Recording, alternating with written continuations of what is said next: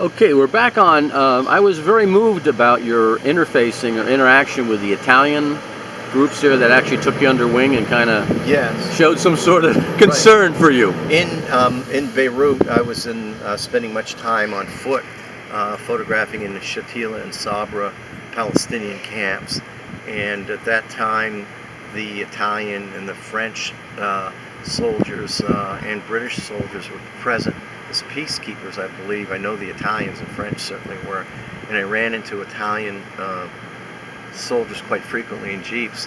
And one rainy afternoon, an Italian jeep of soldiers picked me up and took me to the headquarters of their captain, and he warned me that where I was walking and spending my time was extremely dangerous and that I would be killed.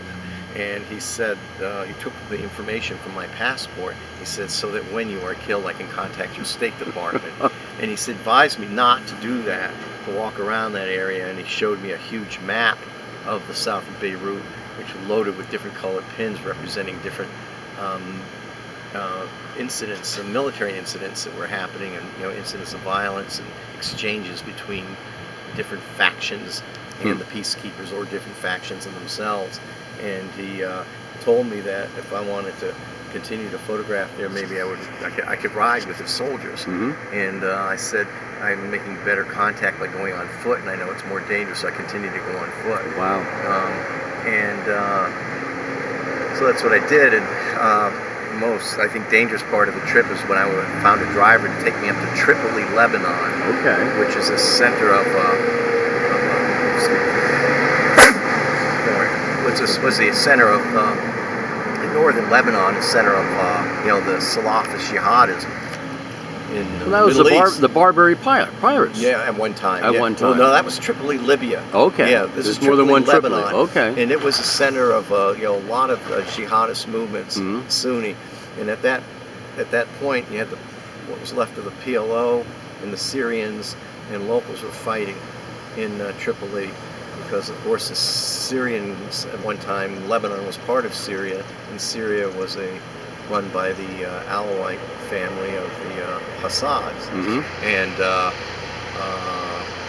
the Sunnis were fighting the Syrians up there. But as an American, as soon as I got out of the car, I was warned not to go, of course, by everybody that I ran into in Beirut, but I found a driver to take me.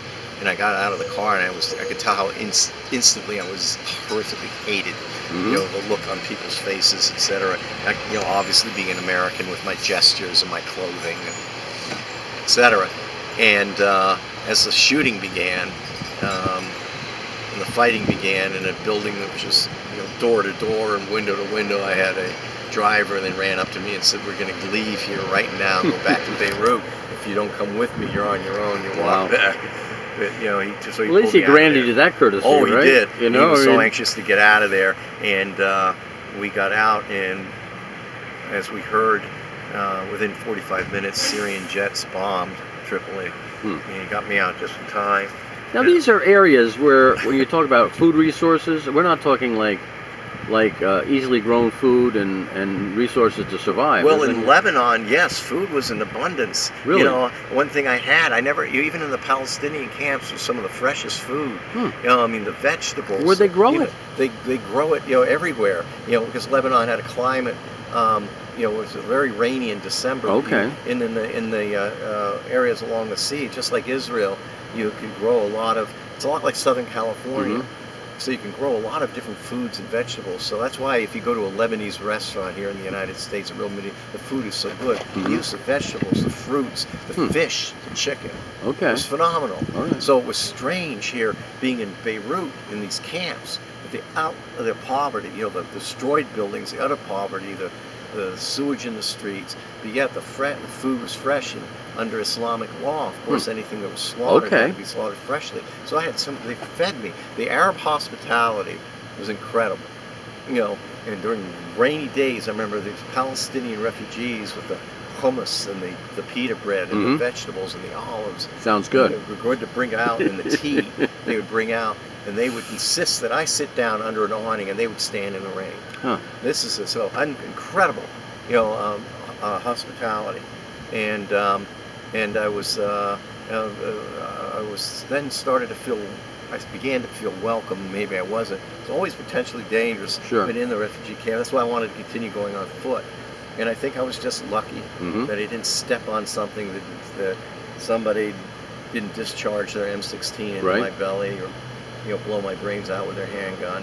I think I was just very, very lucky. Um, but I tried to go back in 1983, and of course the de facto Lebanese government then weren't no more visas. Yeah. I couldn't get a visa. I did in 1982, I think, because of all the chaos. I probably assumed I was a journalist in 1983 because I wasn't a journalist. I couldn't get it. And I asked the Baltimore Museum of Art to write a letter to the Lebanese embassy, which they did do. Okay. Because the Baltimore Museum of Art had collected a bunch of my work from Northern Ireland and Beirut from the 1982 expedition. Huh. And I sent, in 1983, they sent a letter, attesting to my photographic interests, etc. Still, I couldn't get the visa to go back. And at that time, of course, West Beirut, where I was going to stay, had fallen to the Shiites.